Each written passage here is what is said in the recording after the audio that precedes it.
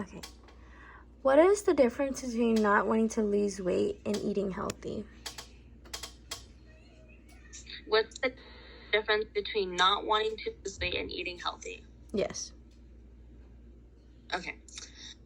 I think not wanting to lose weight is when you're not prioritizing your weight, whether you just don't want to. You acknowledge that you do need to lose weight, but you don't want to, or you think you're good and you don't need to lose any weight, like you're content with your body.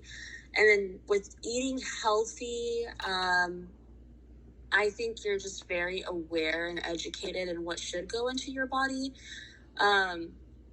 So you prioritize what you need to put into your body. That's my answer. Okay. What are the pressures of obesity in society? Oh, there's a lot of pressure.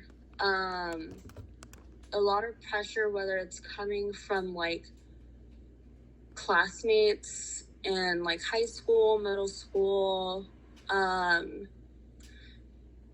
physicians still using BMI scales, like even with athletes, and like calling them obese. At home, there's a lot of pressure with being obese for sure. And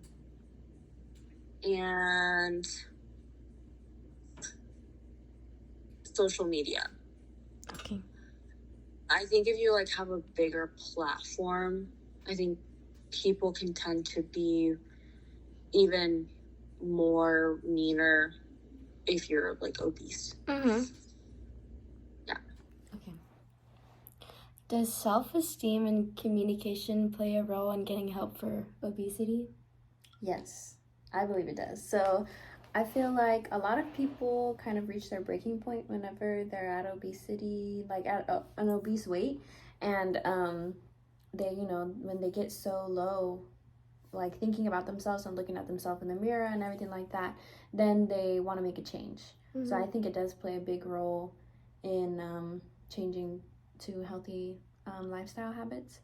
Because there's people who like aren't ready for it. They love their body and they want to do whatever they want, and they feel like they're in a healthy spot. And so I think it is self-actualization that you have to realize before you want to make a change in your life. And what exactly do you mean by making a change? Just like getting down to a healthy weight or feeling more confident in yourself. Okay. What, in your definition, is obesity? Okay, so I would say technically it would be, because I'm a scientific person, it would be like your BMI level. So BMI over 30 is technically obese, and the BMI is based on your current weight and your height. Okay. And what is the BMI? So it's a body mass index scale, and it's just like a scientific tool that people use, or that doctors use to see if you're underweight, if you're normal, if you're overweight, or if you're obese. And then is the BMI scale like by height, or how do they kind of calculate it? Yeah, it's by your current weight and then your height, and they kind of cross match them, and they have like a specific weight that you're supposed to be at for your certain height. And then they'll, based on that, they'll see which category you're in. Okay. So that's what I consider obese. According to online sources, why do individuals choose to be unhealthy?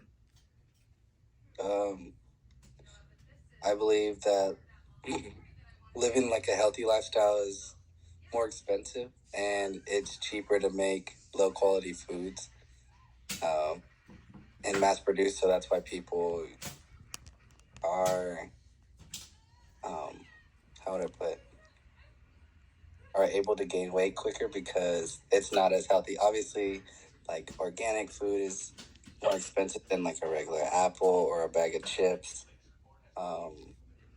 Eating fish and steak are now going up in price because more people are wanting to eat, but they can't produce enough meat and poultry up with the demand, so they make alternatives like cookies, chips, sodas, and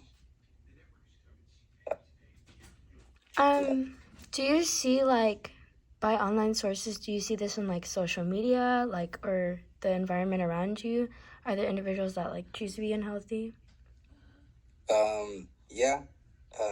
Like I work in a fast food restaurant, or I work in a restaurant. The food comes out pretty quick, so I deal with wings, and typically wings that are made that are not grilled usually take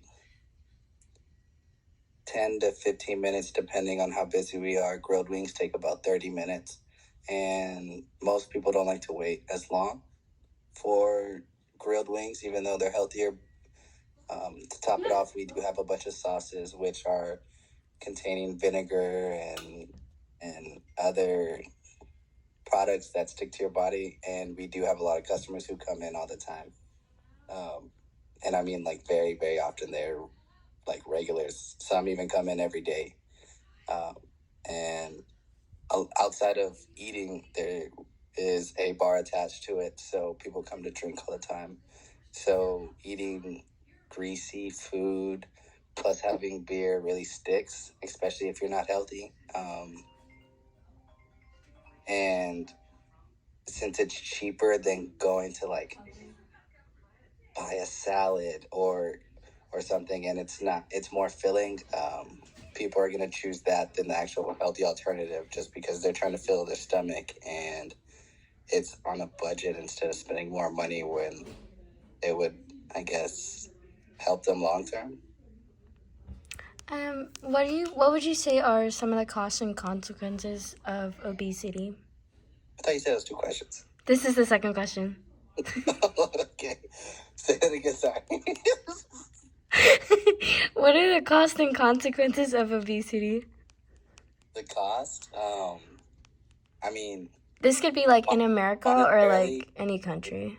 I can go to buy McDonald's right now and get 2 McDoubles for less than $10 and eat good, and that's my struggle meal if I ever like am trying to get by. But I mean, long term, diabetes, heart attacks. You can have high cholesterol, high blood pressure. And then what's bad about it is like it becomes generational. Like my grandmother had high blood pressure and diabetes. She had type 2.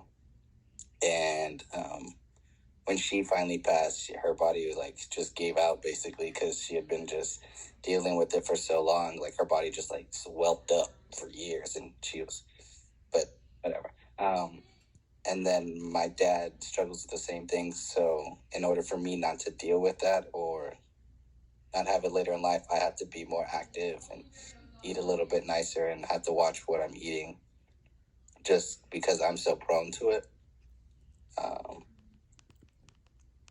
And I kind of forgot the question once I started rambling. Wow. No, it's okay. The question was just, what are the costs and consequences of obesity? Oh. Yeah. Well, like, that's just me personally. I mean, I don't. Yeah, I think I answered it. I'm good. Okay. I'm good.